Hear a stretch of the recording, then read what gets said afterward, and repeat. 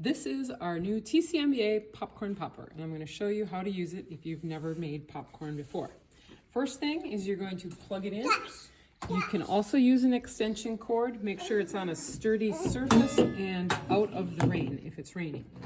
You open the doors, and you are going to either put in the recipe here, which is 10 tablespoons of oil for every 2 cups of popcorn, or you can use one of these pre-made popcorn kits, and you're going to actually cut the top off and put all of it into the kettle.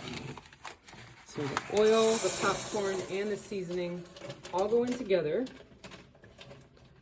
Once you get it in, a little bit more. You're going to close the top. You're going to turn on the warmer, turn on the stir, and turn on the pot heater. Shut the doors and let it work. So after 2 or 3 minutes, it's going to start popping. And once you hear it stop popping, then you're going to shut off the pot heater and the stir. You can leave the warmer on, that's to keep this warm, and make sure you keep children back, not like Bauer being up close. Go ahead. Okay. You're gonna flip open the pot, let the rest of it come out. It's very hot, so be very careful. You're good. Hey, do you want to help me? Then you can open this. It makes it easier to reach the popcorn. And you're going to reach in. Might be a good idea to stir it around.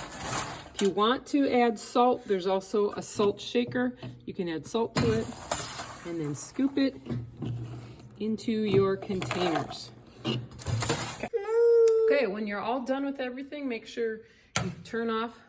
All 3 switches are off. Open it up. You can dump the rest of it right into a garbage. It's pretty easy using the scooper.